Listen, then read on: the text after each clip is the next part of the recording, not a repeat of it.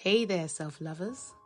Welcome back to Mindset Makeover, your weekly dose of clarity, calm, and conscious living. I remain your host, Coach AB. I'm glad you're here, whether you're joining me again or tuning in for the first time. This space is all about growth, self-love, positive mindsets, and the tools that help us live with more intention. Today, we're diving into a real life story. I know you've missed that story for the past 2 weeks. So we have a story today. And this story is about the weight of forgiveness, the scars of betrayal, and the heart of a father torn between past and future. Now, when I received this story, I tried as much as possible to give it a befitting title. And the fact that this is the first time I'm receiving a story from a male, from a man. So I decided to title it, Holding On While Letting Go. Yes, Holding On While Letting Go. So let's dive in.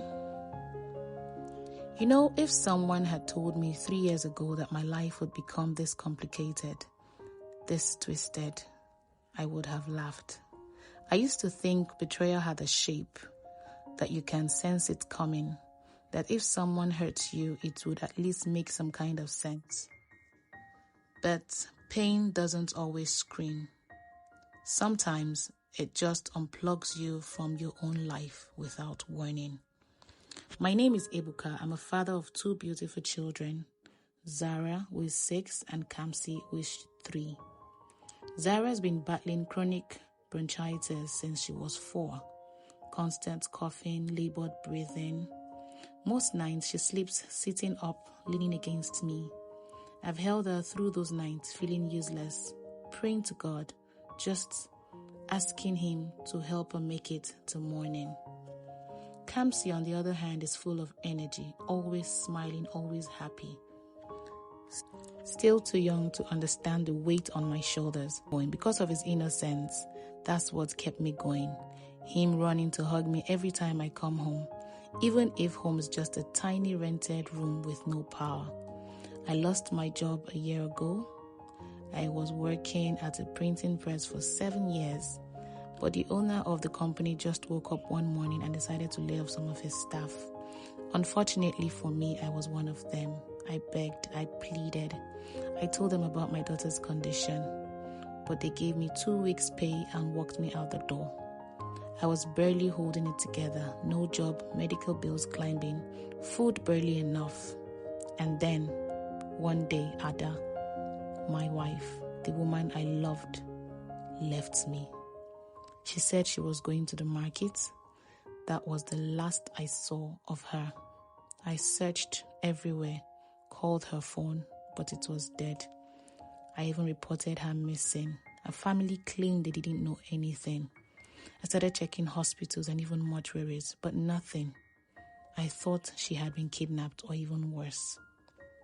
Then, 3 weeks later, a message came from an unknown number saying, "Don't look for me. I'm safe. Please just let me go." Attached to this number was a location pin. I decided to find my way to the location.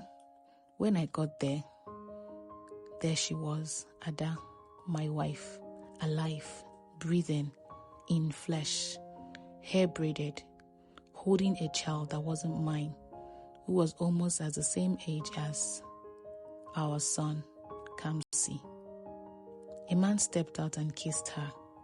Another little boy ran out behind him, calling her Mommy.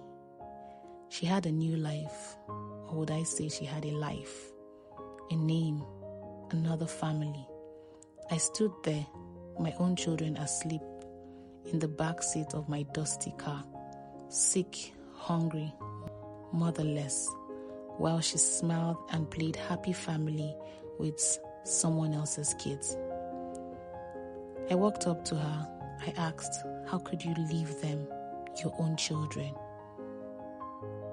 She took me aside and started whispering, and she said, "I couldn't survive anymore. I was losing myself. I didn't mean to hurt you. Please don't ruin this life I have built. She begged me not to say anything. I left. I left not because I was afraid or not because I forgave her, but because there was nothing left to hold on to. I started from the scratch. I pushed barrows in the market, learned how to make and sell soap, even body wash. I hawked online, got customers. Slowly, I built something. I registered a small business. It wasn't much, but it's a honest one and it feeds us. Zara is improving. Kamsi has stopped asking where mommy is. We were surviving. And then 2 weeks ago, she called, crying, telling me that the man she was with left her, walked out on her, and told her he had other children elsewhere. Left her alone with 2 children, no money, no home, no plan. She said, and I quote, "Ebuka, please, I want to come back. I know I failed you, but I want to come back with the children. Let's be a family again, please." She wants me to take her and his children into the home she abandoned. She says she's changed and that she finally sees what she had. What about my pain?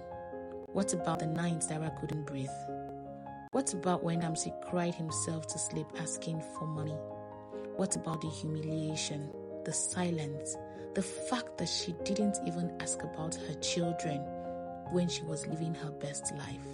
And now that her new man is gone, she wants to return.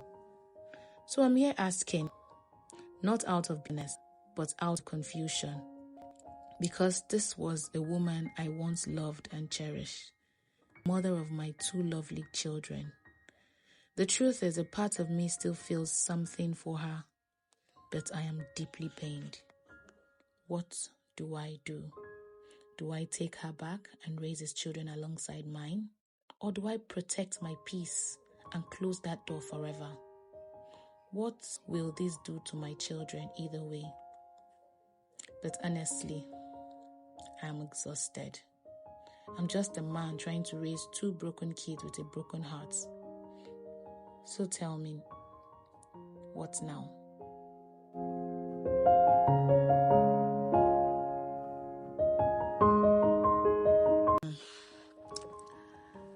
So, you've heard the story from our sender, Ebuka.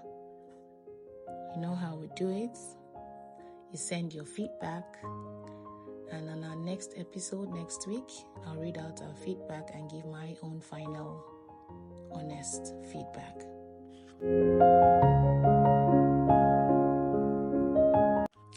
Thank you for joining me on today's episode of Mindset Makeover. Kindly send in your honest response to our sender of today's story in the comment section below. You can follow me here on Spotify or on Instagram at Coach AB for more updates. Thank you. Until next time, stay grounded, live on purpose, and never forget, your mindset determines your reality. Bye-bye.